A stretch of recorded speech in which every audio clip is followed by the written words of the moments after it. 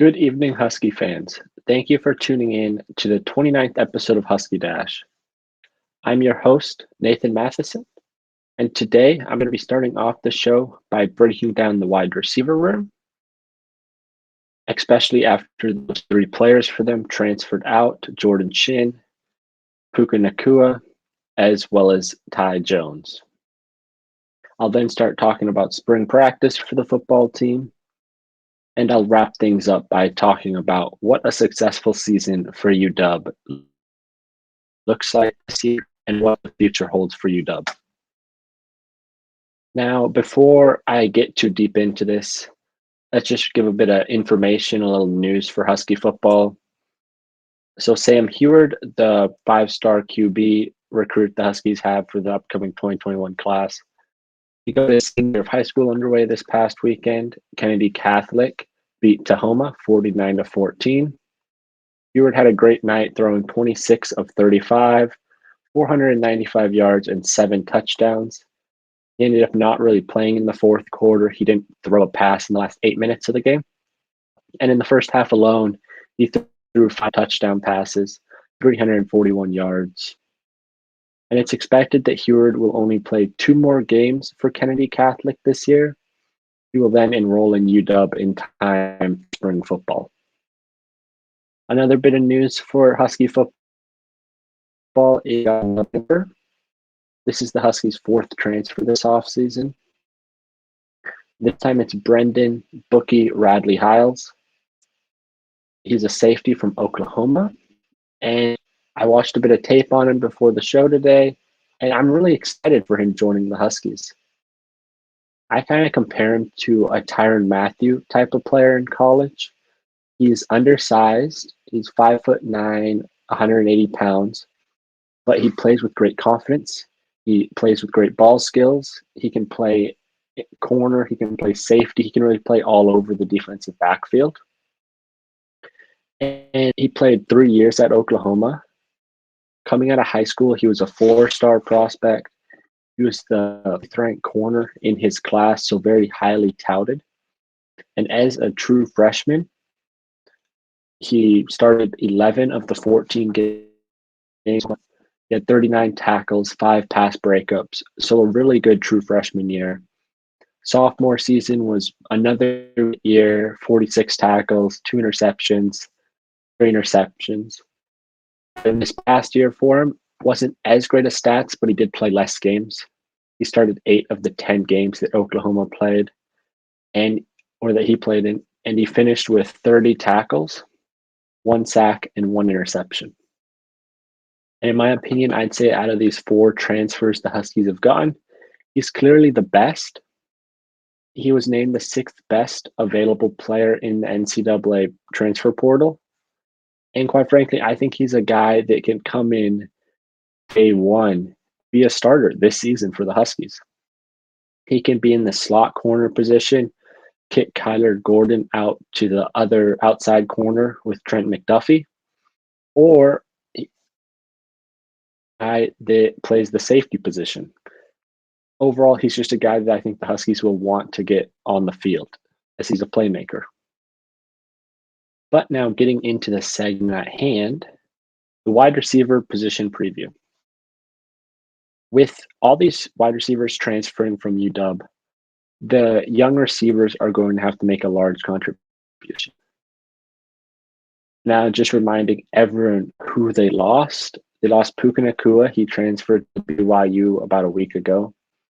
And then Ty Jones transferred to Fresno State a while ago, and Jordan Shin transferred a while ago to Sacramento State. The production they're losing in these guys is immense for this wide receiver room. Shin in his UW career had 2 touchdowns. Ty Jones had 6, while Nakua had 3. That now, though, leaves on the Huskies roster only 1 receiver who has caught a touchdown pass for Washington, and that's Trell Bynum with 2. This also probably means that the transfer from Texas Tech, Jalen Polk, will have a bigger role than originally anticipated, with him now being the only other receiver having a touchdown reception in college football. As a freshman at Texas Tech, Polk had 28 catches, went for 264 yards and 2 touchdowns, playing in 10 games. And I believe I saw that he had a catch in each of the 10 games. And then he also had 0 drops. So he's a guy with reliable hands and a guy that hopefully whoever the starting quarterback is can kind of make a connection with and be a reliable weapon for him. Now, even with the Huskies losing all these guys transferring to other schools, I still think they're in a good position with the young players they have. Now, before I get all the way into that, another thing that it mentioned is there's some rumors that juniors Austin Osborne and Marquise Spiker may also be transferring. Now, if that does come to fruition, then the Huskies wide receiver room will be even thinner, as they only have 7 scholarship wide receivers, with only one of those guys being an upperclassman in Bynum. Now, even with that, like I said, I like this wide receiver room. I think they have the most talent in that room since that 2016-2017 season with John Ross and Dante Pettis having great years. And getting that talent, I think, really lies heavily on Junior Adams doing a great job at recruiting. Now, he's gotten the recruiting part down. The next step for Junior Adams is going to be developing that talent and transforming these young 4-star wide receivers into star college football players. They've got redshirt freshman Romo Dunze. They've got redshirt freshman Jalen McMillan. Both were 4 stars coming out of high school. Both of them got great opportunities last season to play with the injuries and just kind of the odd season in total. With the COVID, Puka Nacua being out, as well as Bynum, I think, missed the last game. Rome actually started that game and had 5 catches for 69 yards. McMillan also had a catch that game for, I believe, 16 yards. And McMillan didn't have as many stats as Rome. Neither one had a bunch, but they showed great skill at running routes. They both looked good running routes. They both were able to get separation. There were just a lot of times where there was a miscommunication on the quarterback receiver side, and it was a poor throw, or in some cases, a poor catch and a drop by the receiver. Then also another young receiver the Huskies have that has talent is Jabez Tene. He's a true freshman this year, 4-star out of Kennedy Catholic with Sam Heward. Now, these high-ranking receivers are coming to UW to play because they like Adams, in my opinion. Now, this is just totally my input, just might not be true, probably isn't, maybe it is, I don't know, but I can't imagine Lake and his offense as being the reason these Huskies are getting these 4-star wide receivers with great talent. As a wide receiver wants to go to a college that throws the ball, that's what hurts the Huskies, as the Huskies offense is known as an old school offense that runs the ball down the other. So Adams is clearly being a leading factor in getting these wide receivers here, creating this great relationship. In Nakua's interview that he did with KJR, I think it was, after he announced he was transferring, he talked about how much he loved Adams and how much he loved the atmosphere at UW with these receivers. So Adams is clearly a coach that the players build a great relationship with and really just love overall and think he's a great guy. So now that Adams has been able to develop these relationships, he's going to have to start developing superstar wide receivers, which that's something he hasn't yet shown. Nacua was probably his best receiver that he had on the roster and the guy that was looking like he might develop into a superstar. But now Nacua is no longer. So the Huskies are going to have to fill that void somehow, and it's going to be coming from these young 4-star talented wide receivers being kind of thrown into the fire earlier than maybe the coaches would have liked. What I'm trying to say here is that the Huskies have all the pieces to have a very successful wide receiver room. They have the players. The issue is that they might run into depth issues and coaching issues. For the depth, like I said above, they only have 7 scholarship players. If Spiker and Osborne leave, that would just diminish the depth immensely. And the Spiker and Osborne SGR would put them at 9 scholarships, but without them, it'd be down to 7. So if a couple of guys get injured, next thing you know, you've got wide receivers, 3-star freshman wide receivers getting huge snaps in games, which is something you wouldn't want as a UW fan. Now, as for coaching, like I said, Adams is a guy that players love, but he hasn't yet had any superstar receiver numbers put up as his 3 years as the wide receiver coach. And part of that might fall on the offense and it being a run heavy offense. But still, I'd like to see Adams get one of these 4-star players, maybe even one of these 2 in Jalen McMillan, Roma Dunze, into a difference maker early. Now, getting on to the next topic, and that's what to watch for at spring practice. Now, last year was Jimmy Lake's first year as head coach. However, last year, because of COVID and the whole pandemic coming on, they ended up not having a spring practice. So this is going to be Jimmy Lake's first spring practice as the head coach. And I think there's a lot to figure out for this team. Now, I'm not going to go one by one, look at each position, kind of break it down, because really that's what I do in my position breakdown segment. I've already done all the defensive positions. I did the offensive line last week, wide receivers I just did. And next week I'll be breaking down, I guess, the running back room and then back. So what I'm going to be doing here in this segment is kind of an overview and then getting into more details surrounding other key pieces besides individual positions. The glamorous and obvious thing to watch for at spring practice, and it's going to be something to watch for, is the QB battle. Who is going to be the starter this upcoming season?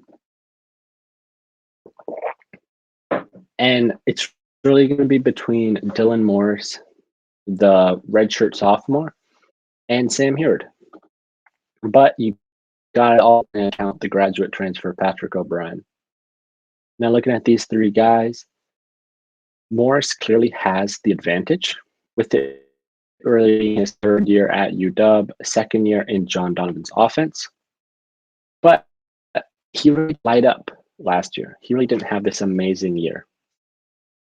And that's what left the door really open for Sam Heward to come in as a 5-star, top 10 ranked player in the nation and maybe get the starting job. But looking back at Dylan Morris, I can't blame him completely for not lighting up last year and having these huge numbers, as last year was just a completely weird year. It was only 4 games, and it was also a run-heavy offense, like I've mentioned. But even in that, I can still point to struggles that Morris had. One of the main things he struggled with was his accuracy. So that's what I would really like to focus on during spring practice, just seeing how Morris has developed and seeing if he's more accurate than he was last year. And it's not really just his accuracy on just deep passes, but also his accuracy on short to intermediate routes. One of the most noticeable, or one of the things just instilled in my mind from his last 4-game season, was a play against Utah. So it was a crossing route Puka Nacua ran, and it ended up being a 55-yard touchdown. But if you actually look at the pass and everything, it was a pretty bad pass by Dylan Morris. Dylan Morris, on a 5-yard crossing route, threw the ball high and behind Nacua. Nacua ended up making the catch. He ended up having to do a 360 to stay on his feet, where he then ended up running the rest of the way for the 55-yard touchdown. A bit of excuse for Morris is that there was pressure in his face. But, I mean, he's a Division I college football quarterback. He needs to be able to make that simple of a 5-yard pass with a guy in his face.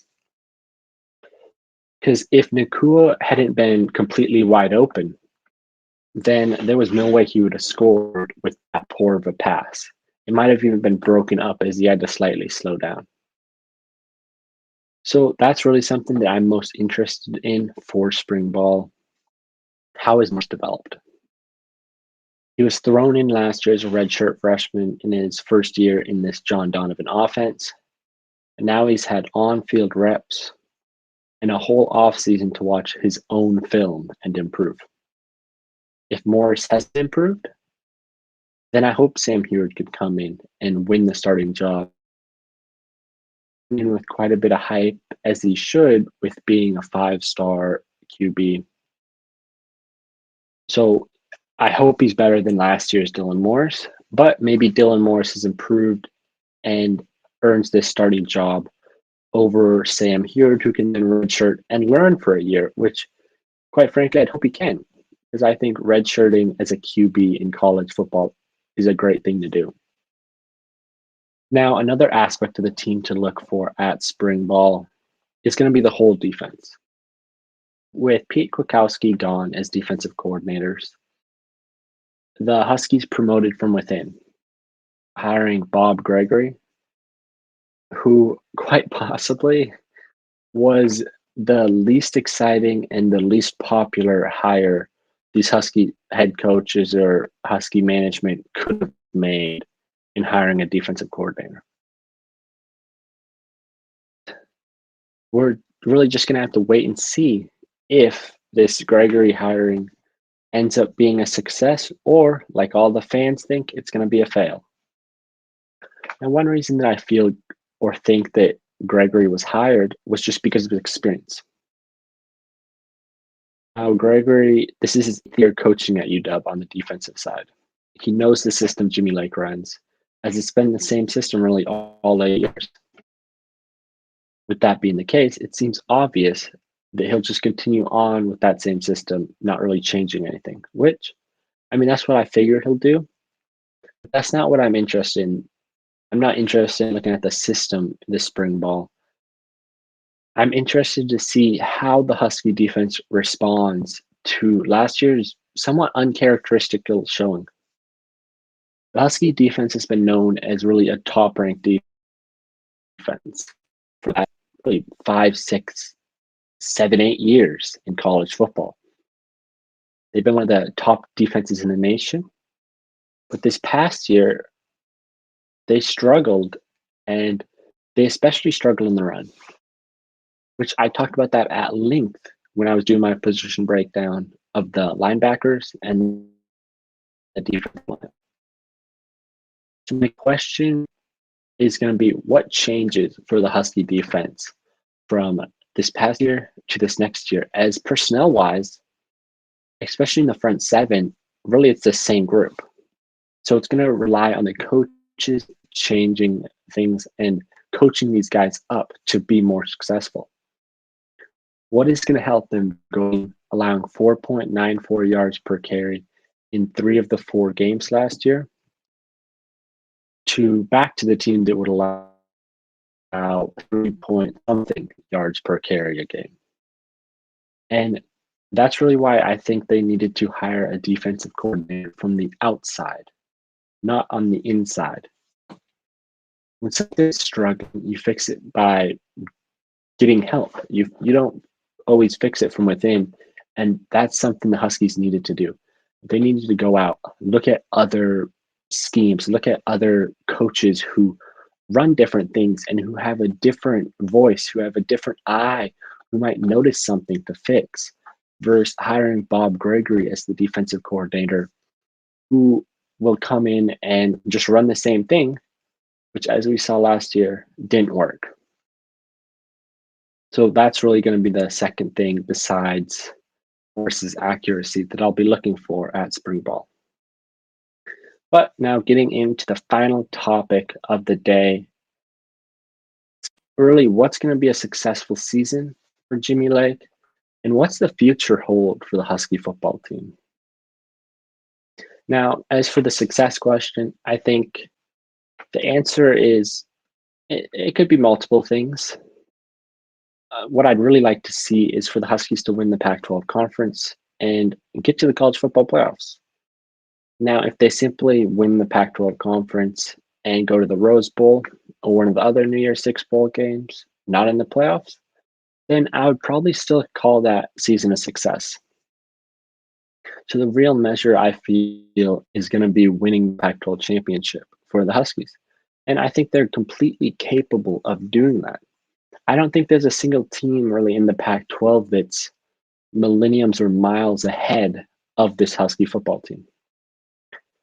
If you take a step back and look at last year, in all honesty, could have won the conference last year had the COVID outbreak kind of not canceled their last game and then forced them not being able to play in the conference championship. Now, looking at this Husky football team, and then you can also look at the Husky basketball team, and I see a similarity between these two teams that you really don't want to see. And that's that the past is brighter than the future. For football, it works a little bit better. As for basketball, the past really hasn't been that great either. But the future for basketball doesn't look great with poor recruiting and not showing great development or coaching with who they have. For football, the past was good. I mean, you look back 2016, they were in the college football playoffs. After that, they followed it up with a few New Year's Six bowl game appearances. Now, they never won any of those. And I'm not one to give a participation trophy, but in this case, I mean, they played great teams, played Alabama, Ohio State, some of these top teams. And in some of those games, they competed well. They were just outmatched by talent. Now, looking from that to the future for UW football doesn't look that bright, in my opinion. Now, a lot of people might be mad at this, but it's simply facts, I think. Jimmy Lake needs to prove himself as the right coach this year. And he didn't shine last year in his first year coaching. I think he leaned on the run too much. He had poor clock management. And he hasn't really shined in recruiting. And that's a major reason that this team doesn't have a bright future. Really, that's the main one, the poor recruiting. 2020 ended up being a solid class, but 2020 wasn't completely him, as really a lot of these guys had kind of already gotten on board with UW before that. But you look at some of them like Savell Smalls, Jalen Millen, Roma Dunze, these guys all made impacts from day one. So that's great. But 2021 is more of Lake's class.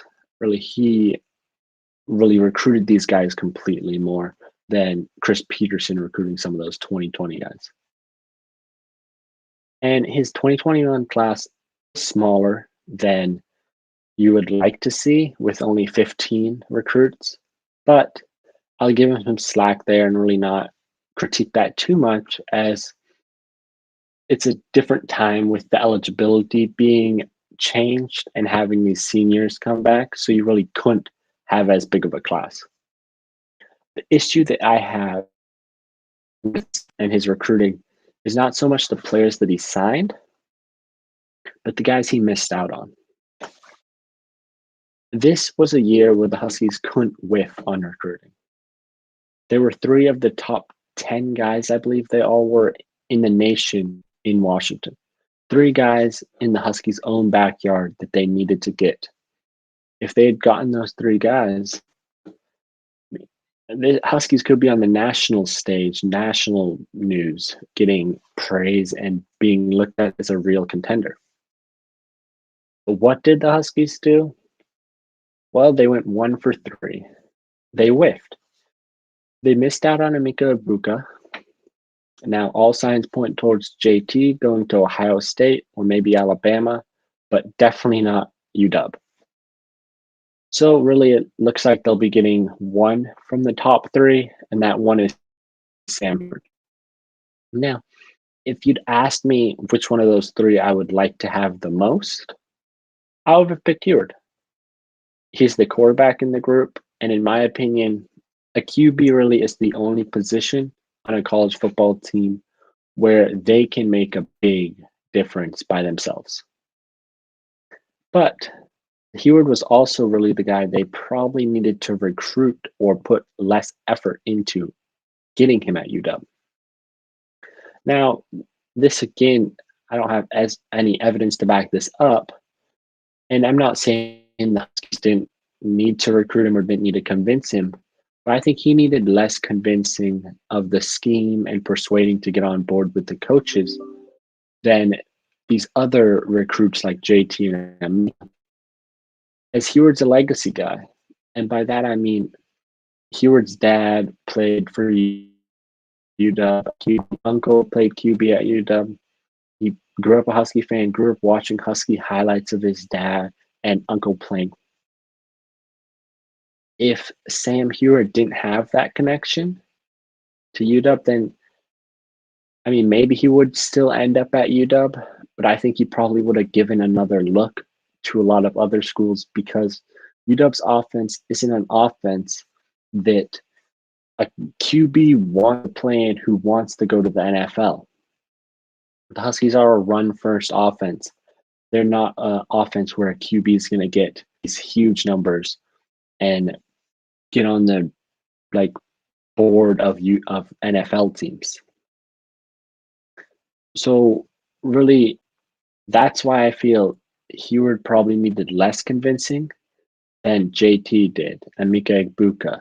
And Mika Egbuka probably needed the most as he's in Heward's boat. He's a wide receiver. He is a guy who wants to be in a pass-first offense. He's in an offense that's electric, an offense where he's going to get noticed by NFL teams by putting up huge numbers season in and season out. So the Huskies don't run that offense. You've got a head coach who comes into a press conference wearing a hat that says, run the damn ball. Jimmy Lake's a defensive-minded coach.